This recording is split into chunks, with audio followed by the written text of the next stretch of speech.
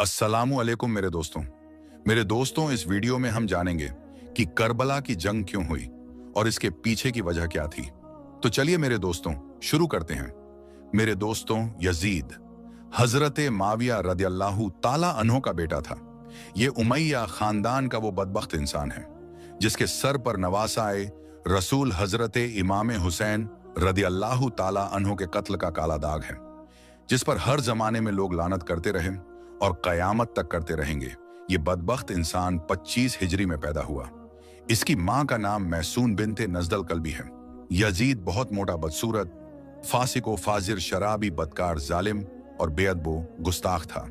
हजरत अमीर माविया रदियल्लाहु ताला अन्हो की वफात के बाद यजीद ने हुकूमत संभालते ही अपनी बेयत के लिए हर तरफ फरमान जारी किया। मदीना मुनव्वरा के गवर्नर वलीद बिन उकबा थे। यजीद ने उनको अपने बाप की वफात की खबर दी और लिखा कि हर खास और आम शख्स से मेरी बेयत ले लो और हुसैन बिन अली, अब्दुल्लाह बिन जुबैर और अब्दुल्लाह बिन उमर रदियल्लाहु ताला अन्हुम से पहले बेयत लेना। इन सबको एक लम्हा मोहलत ना देना। मदीना मुनव्वरा के लोगों को अभी तक हजरत अमीर माविया के इंतकाल की खबर ना थी। यजीद के हुक्मनामे से वलीद बहुत घबराया, इसलिए कि इन हजरात से बेयत लेना आसान नहीं था। उसने मशवरा के लिए मरवान बिन हिकम को बुलाया। मरवान बिन हिकम वो शख्स है कि जब उसकी पैदाइश हुई और हुजूर सल्लल्लाहु ताला अलैहि वसल्लम की खिदमत में तहनीक यानी कोई चीज चबाकर नरम करके खिलाने के लिए लाया गया, तो हुजूर ने फरमाया, जिसका तर्जुमा है, ये गिरगिट का बेटा गिरगिट है। और बुखारी, नसाई और इब्ने अबी हातिम बयान करते हैं कि हजरत आयशा सिद्दीका रजियल्लाहु ताला अन्हा ने फरमाया, जिसका तर्जुमा है यानी रसूल अकरम सल्लल्लाहु ताला अलैहि वसल्लम ने मरवान के बाप हिकम पर लानत फरमाई, जबकि मरवान अभी पैदा भी नहीं हुआ था, तो वो भी लानत में शामिल हुआ। वो मरवान की उसको और उसके बाप को हुजूर सल्लल्लाहु ताला अलैहि वसल्लम ने गिरगिट फरमाया और जिसके बाप पर हुजूर ने लानत फरमाई, बल्कि उसके बाप को शहर से निकाल दिया और तायफ में रहने का हुक्म फरमाया। ऐसे मरवान से भला अच्छाई की उम्मीद क्या हो सकती है।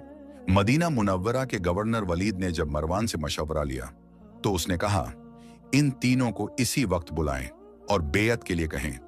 अगर वो बेयत कर लें तो बेहतर है, वरना तीनों को कत्ल कर दें। इस मशवरा के बाद गवर्नर वलीद ने तीनों हजरात को बुलावा भेजा। हजरत इमाम हुसैन रदियल्लाहु ताला अन्हो अपने कुछ जवानों को साथ लेकर गए। घर के बाहर उनको खड़ा कर दिया और फरमाया कि अगर तुम लोग सुनो कि मेरी आवाज ऊंची हो रही है तो फौरन अंदर आ जाना, और जब तक मैं बाहर ना आ जाऊं यहां से हरगिज ना जाना। फिर आप अंदर तशरीफ ले गए। वलीद ने आपको हजरत अमीर माविया की वफात की खबर सुनाई और यजीद की बेयत के लिए कहा। आपने फरमाया कि मेरे जैसा आदमी इस तरह छुपकर बेयत नहीं कर सकता।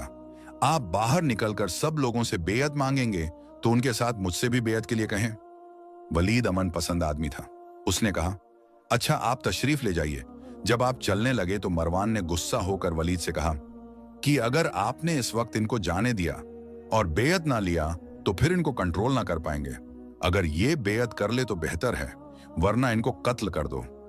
ये सुनकर हजरत इमाम हुसैन रदियल्लाहु ताला अन्हो खड़े हो गए और फरमाया, क्या तू मुझे कत्ल करेगा या ये कत्ल करेंगे? खुदा की कसम तू झूठा और कमीना है। ये कहकर आप बाहर तशरीफ ले गए। मरवान ने वलीद से कहा कि आपने मेरी बात ना मानी, खुदा की कसम अब आप इनको कंट्रोल ना कर पाएंगे। कत्ल करने का यह बेहतरीन मौका था जिसको आपने गवा दिया। वलीद ने कहा, अफसोस तुम मुझे ऐसा मशवरा दे रहे हो जिसमें मेरे दीन की तबाही है। क्या मैं नवासाए रसूल को सिर्फ इस वजह से कत्ल कर देता कि उन्होंने यजीद की बैत नहीं की? खुदाए ताला की कसम, अगर मुझे सारी दुनिया का मालो दौलत मिल जाए तो भी मैं उनके खून से अपने हाथों को नहीं रख सकता। हजरत इमाम हुसैन रदियल्लाहु ताला अन्हो जानते थे कि बैत के इनकार से यजीद बदबख्त जान का दुश्मन और खून का प्यासा हो जाएगा, लेकिन आपकी गैरत और तकवा व परहेजगारी ने इजाजत ना दी कि अपनी जान बचाने के लिए यजीद के हाथ पर बेयत कर लें और नवासा रसूल होकर इस्लाम और मुसलमानों की तबाही की परवाह ना करें। अगर आप यजीद के बेयत कर लेते तो वो आपकी बड़ी इज्जत करता और दुनिया की बेशुमार दौलत आपके कदमों में डाल देता, लेकिन आपके बेयत कर लेने से यजीद की बदकारी जायज हो जाती और इस्लाम का कानून बिगड़ जाता और दीन में ऐसा फसाद पैदा होता कि जिसका दूर करना बाद में नामुमकिन हो जाता। बहरहाल आप यजीद की बेयत के लिए तैयार ना हुए। शाम के वक्त वलीद ने फिर इमाम हुसैन रदियल्लाहु ताला अन्हो के पास आदमी भेजा।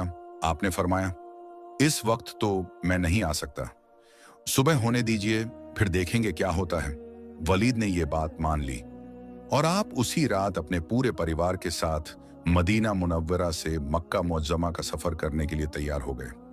मदीना मुनव्वरा वो शहर मुकद्दस है जो हुजूर पाक सल्लल्लाहु ताला अलैहि वसल्लम को सारे शहरों में सबसे ज्यादा प्यारा है। जैसा कि खुद हुजूर पाक सल्लल्लाहु ताला अलैहि वसल्लम इरशाद फरमाते हैं, जिसका तर्जुमा है यानी नबी उसी जगह इंतकाल फरमाता है जो जगह उसे सब जगहों से ज्यादा प्यारा हो, और रसूल कायनात सल्लल्लाहु ताला अलैहि वसल्लम का विसाल मदीना मुनव्वरा में हुआ। मालूम हुआ कि सारे शहरों में आपको सबसे ज्यादा प्यारा मदीना मुनव्वरा है, और जब हुजूर को वो सबसे ज्यादा प्यारा है तो हजरत इमाम हुसैन रदियल्लाहु ताला अन्हो को भी वही शहर सबसे ज्यादा प्यारा है। मगर हालात ने इस प्यारे शहर को छोड़ने पर आपको मजबूर कर दिया। सफर की तैयारी पूरी हो गई और अहले बैते रिसालत के ये छोटा सा मुकद्दस काफिला शहर मदीना छूट जाने के गम में रोता हुआ घरों से निकल पड़ा, और हजरत इमाम हुसैन रदियल्लाहु ताला अन्हो अपने नाना जान के रोजाए अनवर पर आखिरी सलाम अर्ज करने के लिए हाजिर हुए। इमाम अली मकाम जब अपने नाना जान के आस्तानाए मुकद्दसा पर आखिरी सलाम के लिए हाजिर हुए होंगे, उस वक्त आपकी कैफियत क्या हुई होगी, इसमें कोई शक नहीं कि आपकी आंखों से आंसुओं की बारिश हुई होगी और अर्ज किया होगा कि नाना जान, मैं आपका मुकद्दस शहर छोड़े जा रहा हूं, वो शहर की जो मुझे सबसे ज्यादा अजीज और प्यारा है, इसलिए छोड़ रहा हूं कि मेरा यहां रहना मुश्किल हो गया है। मैं जा रहा हूं, मुझे इजाजत दीजिए। और आपके नाना जान सैयद आलम सल्लल्लाहु ताला अलैहि वसल्लम, जिन्होंने अपनी गोद में आपकी परवरिश की थी, उस वक्त रोजा अनवर में उनका क्या हाल हुआ होगा, इसका ख्याल अहले मोहब्बत के दिलों को टुकड़े टुकड़े कर देता है। आह, ये दिन कितने रंजोगम का दिन था कि इमाम हुसैन रदियल्लाहु ताला अन्हो, जिनका सब कुछ मदीना में है, मगर आज वो मदीना से जा रहा है और हमेशा हमेश के लिए जा रहा है। आप अलविदा ए नाना जान, अलविदा कहकर रोते हुए वापस हुए और डूबते दिल के साथ मदीना मुनव्वरा पर हसरत भरी निगाह डालते हुए मक्का मुअज्जमा की तरफ रवाना हो गए। ये वाकया 4 शाबान 60 हिजरी का है।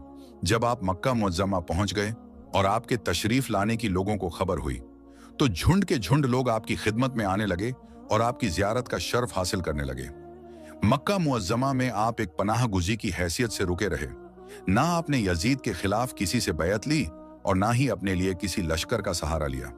कूफा शहर की बुनियाद उस वक्त पड़ी जबकि 14 हिजरी से 16 हिजरी तक कादसिया फतह होने के बाद मुसलमानों की फौज इराक में बस गई, और मदाइन का माहौल जब उनके समझ में ना आने लगा तो सहाबी रसूल हजरत साद बिन वक्कास रदियल्लाहु ताला अन्हो के हुक्म से ये जगह तलाश की गई और मुसलमानों के लिए घर बनवाए गए।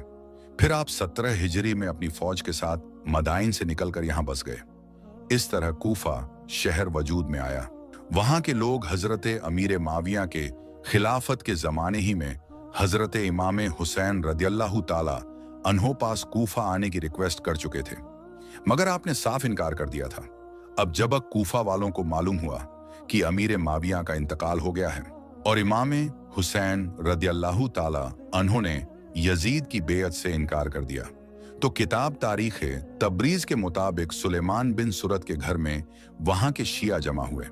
हजरत अमीर माविया के इंतकाल का जिक्र करके सब ने खुदा का शुक्र अदा किया। फिर सुलेमान ने सबसे कहा कि माविया का इंतकाल हो गया है और हजरत इमाम हुसैन ने यजीद की बैयत से इनकार कर दिया है और मक्का चले गए हैं। आप लोग उनके और उनके बाप के चाहने वाले हैं। अगर उनके मददगार बन सकते हैं और उनके दुश्मनों से जंग कर सकते हैं तो उनको बुलाने के लिए खत लिखें, और अगर कमजोरी या बुजदिली का अंदेशा हो तो धोखा देकर उनकी जान को खतरे में न डालें। सबने एक जबान होकर कहा कि हम उनको धोखा ना देंगे, बल्कि हम उनके दुश्मनों से लड़ेंगे और अपनी जानें उन पर कुर्बान कर देंगे। चुनांचे पहला खत जो उन लोगों की तरफ से लिखा गया, उसमें हजरत अमीर माविया के इंतकाल और यजीद की हुकूमत में आने के बाद लिखा गया कि हमारे सर पर कोई इमाम नहीं है, आप तशरीफ लाइए, खुदा ताला आपके आने की बरकत से हमारी मदद फरमाएगा। दमिश्क का गवर्नर नोमान बिन बशीर यहाँ मौजूद है, मगर हम उसके साथ नमाज जुमा में शरीक नहीं होते और ना उसके साथ ईदगाह जाते हैं। जब हमें मालूम हो जाएगा कि आप तशरीफ ला रहे हैं तो हम उसको यहाँ से निकालकर मुल्क शाम जाने पर मजबूर कर देंगे। ये पहला खत अब्दुल्लाह बिन सुबह हमदानी और अब्दुल्लाह बिन दाल के हाथों भेजा गया, जो इमाम हुसैन रदियल्लाहु ताला अन्हो की खिदमत में 10 रमजान 60 हिजरी को मक्का मुअज्जमा पहुंचा। इस खत की रवानगी के बाद 2 ही दिन के अंदर 53 खत और तैयार हो गए, जो 1, 2, 3 और 4 आदमियों के सिग्नेचर से थी। ये सारे खतूत 3 आदमियों के हाथ भेजे गए। इसके बाद फिर कुछ खास लोगों ने खत भेजे और सब एक के बाद एक थोड़ी ही देर में हजरत इमाम हुसैन रदियल्लाहु ताला अन्हो की खिदमत में पहुंच गई। तो मेरे दोस्तों, आप ये जान चुके होंगे कि करबला की जंग क्यों हुई। इसके पीछे की वजह क्या थी? इसके पीछे की वजह बेअत थी, जो यजीद इमाम हुसैन से चाहता था। हालांकि यजीद एक बदबख्त शैतान था जो कि गुनाहों में डूबा रहता था। अगर इमाम हुसैन यजीद की बैयत मंजूर कर लेते तो यजीद मद की बदका जायज हो जाती और इस्लाम का कानून बिगड़ जाता और दीन में ऐसा फसाद पैदा होता कि जिसका दूर करना बाद में नामुमकिन हो जाता। मेरे दोस्तों, इतने सारे खतों के आने के बाद हजरत इमाम हुसैन रदियल्लाहु ताला अन्हो ने पहले अपने चचा जाद भाई इमाम मुस्लिम को भेजा। उसके बाद इमाम मुस्लिम के साथ कूफा में क्या क्या हुआ, ये हम आगे आने वाली वीडियो में आपको बताएंगे। इसलिए आपसे रिक्वेस्ट करते हैं कि वीडियो पूरा आखिर तक जरूर देखिएगा। तो मेरे दोस्तों, आज की इस वीडियो में बस इतना ही। हम मिलते हैं फिर किसी नई और अच्छी वीडियो के साथ। तब तक के लिए अस्सलामु अलैकुम, अल्लाह हाफिज।